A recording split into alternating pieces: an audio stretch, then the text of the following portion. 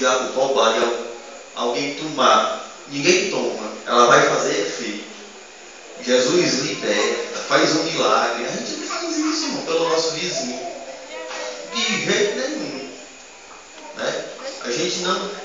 Primeiro tem que ser os meus problemas. O resto é que se dane. Né? Mas tem que ser o contrário, né, irmãos? E terça-feira passada eu estava lá no Riacho com o pastor, era culto de doutrina lá.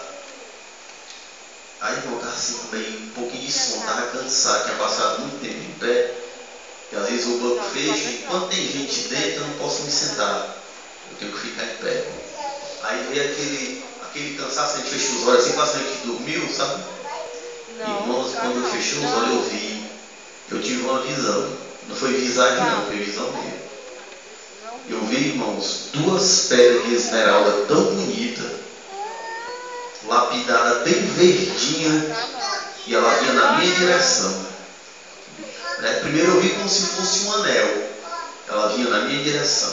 Quando ela foi chegando, os irmãos mais antigos sabem, antigamente a gente comprava óleo numa medidazinha, né? Era de alumínio, ou era de alumínio, ou era de aço inox, vocês se lembram? Vocês se lembram? Daí, 50 centavos de óleo, eu caía lá, pegava a lata, botava naquele negocinho.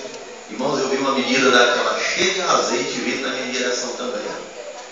E eu digo, abri os olhos, Jesus, o que é isso? Eu não entendi, né? Mas Deus, irmão, sempre Ele quer mostrar algo para o crente. E às vezes, até num programa televisível, Deus já falou comigo. Até numa palavra de uma pessoa que não tem a Jesus, Deus já falou comigo. Deus, irmãos, Ele sempre vai falar com a igreja. Isso aqui, irmãos, 99% é para a igreja. Sabia disso? Tudo que está escrito aqui foi revelado, 99%, Eduardo, é para o povo que já conhece a palavra de Deus. E às vezes a gente pega muitos versículos da Bíblia e joga sobre o ímpio. E quantas das vezes é para nós. Quando Deus estava usando o profeta Isaías, lá no capítulo 55, não sei se é o versículo 6 e 7, que diz assim, ó, buscai o Senhor enquanto se pode achar. Ele estava dizendo para o povo dele. Aí nós pegamos o versículo, dá para fazer uma pregação com o ímpio? Dá. Mas Jesus, ali Deus estava falando, era com o povo de Israel. E quem é o povo de Israel da atualidade, espiritualmente falando, é a igreja. Aí o Senhor, usando o profeta, diz, buscai o Senhor enquanto se pode achar. Invocai o seu nome enquanto está perto. Deixe o ímpio o seu mau caminho e converta-se ao Senhor. Não, irmão, mas eu já sou convertido. Será, irmãos? Será?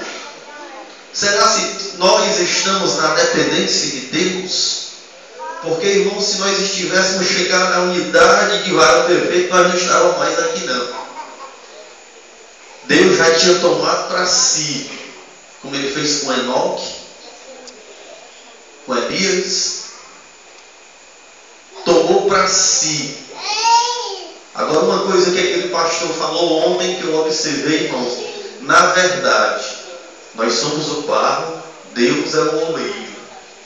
E é bem verdade, se você for observar, quando o oleiro vai fazer um vaso, ele bota a mão por dentro e por fora. Só que às vezes a gente não deixa o oleiro trabalhar por dentro. Queremos deixar ele trabalhar só por fora. Queremos ter a aparência de vaso, mas não existe a mão de Deus no nosso interior. O homem interior, irmão, tem que estar prostrado diante de Deus.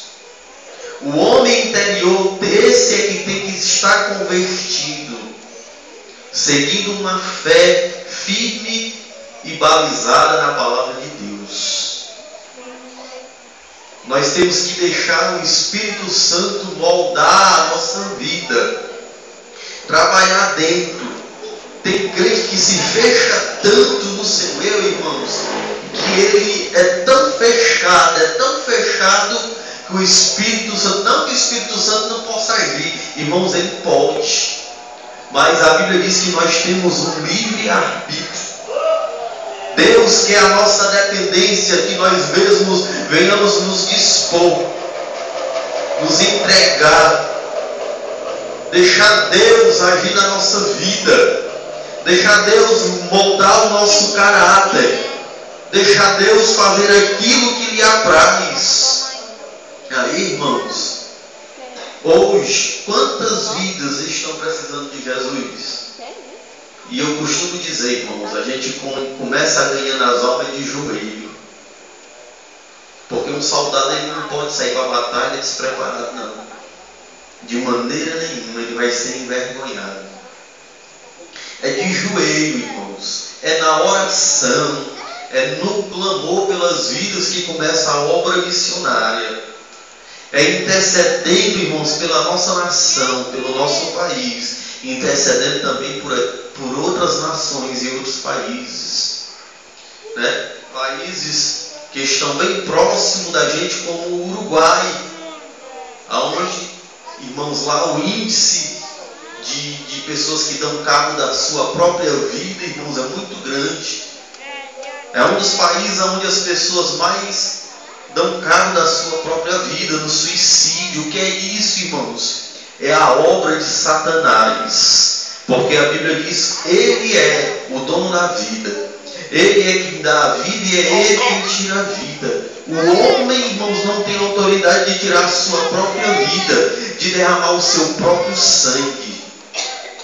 Agora, irmãos, uma igreja que ora e que intercede e que contribui, que sustenta a obra missionária, irmãos, vai ser uma igreja que vai crescer no âmbito espiritual e Deus vai honrar.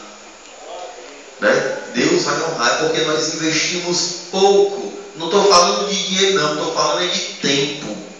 Nós investimos pouco tempo na presença de Deus. E às vezes nos levantamos e dormimos e não nos lembramos do nosso Deus. Tem gente, irmãos, que se levanta de manhã. Muitas das vezes nós nos levantamos de manhã e não temos coragem nem de dizer obrigado, Jesus, por mais este dia. Se levantamos, tomamos café, vamos trabalhar, voltamos, vamos dormir à noite, se deitamos, dormimos. E a Bíblia diz que o crente tem que ter intimidade. Ah, irmãos, mas eu estou tanto tempo naquela igreja e nada acontece. A culpa não é de Deus, não, irmão. A culpa é nossa. A culpa é minha e a culpa é sua. A culpa não é de Deus. A culpa não é do Senhor Jesus. A culpa não é do Espírito Santo. A culpa é nossa. Né? Irmãos, eu quero ler aqui que tem um título assim: Eles andaram com Deus. Fala um pouco da história de um homem chamado Nikolaus Zinzendorf. Acho que esse nome deve ser alemão. Preste atenção, irmãos. Nikolaus Zinzendorf foi um homem levantado por Deus para dar refúgio a milhares de perseguidos religiosos na Europa, alavancando assim a obra missionária tão esquecida naquela época. Ele amava profundamente a obra missionária e, como poucos líderes na história, entendeu a importância de missões como a tarefa primordial da igreja. Com seu exemplo, foi capaz de levar a sua comunidade a abraçar o empreendimento missionário, enviando ao longo dos anos mais de 200 missionários por todos os continentes. Certa vez, em uma de suas viagens pela Europa, numa galeria em Düsseldorf, na Alemanha, ao ver um quadro de Cristo coroado de espinhos com a seguinte inscrição: Eu tudo fiz por ti. O que fizeste tu por mim? Foi tocado profundamente, o que o levou a chorar e tomar uma decisão de dedicar a sua vida ao serviço do Rei, de Cristo. E, olha aí, irmão, ele usou sua herança para fundar uma comunidade denominada Abrigo do Senhor, em 1722, dando refúgio a cristãos perseguidos da Morávia, entre os quais se tornou líder espiritual. O ilustre conde Zinzendorf foi o líder da igreja moraviana até sua morte, em 9 de maio de 1760, quando foi recebido nos tabernáculos eternos aos 60 anos de idade. Tendo sido um homem que amou a obra missionária, ele buscou ardentemente a comunhão com o Senhor e a unidade do povo de Deus na terra. Zinzendorf levou seus seguidores a ter uma motivação: o amor sacrificial de Cristo pelo mundo. Essa foi a mensagem que levara até os confins da terra.